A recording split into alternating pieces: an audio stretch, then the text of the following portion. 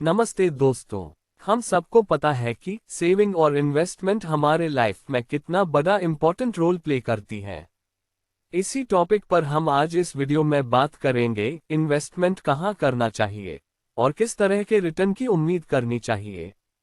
Investment करने में सबसे पहले आपको चुनना होता है एसेट क्लास जो आपके रिस्क लेने की क्षमता के हिसाब से हो।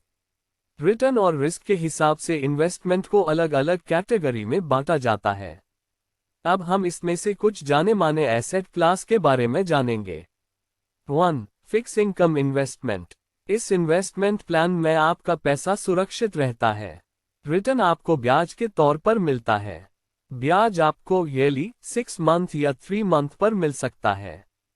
आपकी इन्वेस्टमेंट का मैच्योरिटी पीरियड खत्म होने के बाद आपको आपकी कैपिटल वापस दे दी जाती है। कुछ फिक्स इनकम इन्वेस्टमेंट के विकल्प। 1. Bank fixed deposit. 2. सरकारी बॉन्ड जो सरकार जारी करती है। 3. सरकारी कंपनियों के बॉन्ड। 4.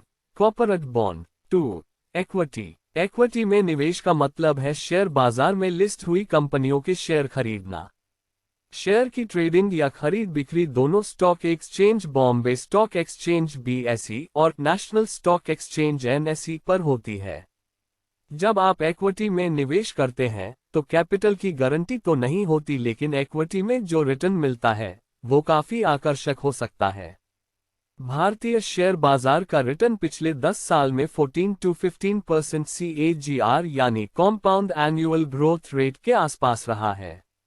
अगर आप इक्विटी में इन्वेस्टमेंट 1 ईयर से ज्यादा अवधि के लिए करते हैं तो इन्वेस्टमेंट से निकलने पर 1 लाख रुपये तक का मुनाफा टैक्स फ्री रहता है।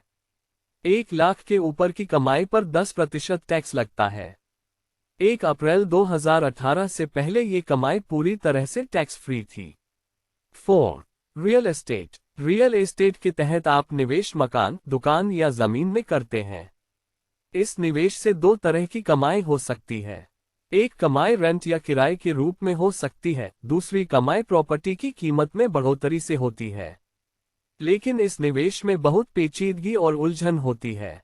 ज्यादा टाइम लग सकता है और साथ ही निवेश के लिए काफी बड़ी रकम की जरूरत होती है। 4. कमोडिटी। कमोडिटी ये सोना और चांदी निवेश का जाना माना विकल्प है।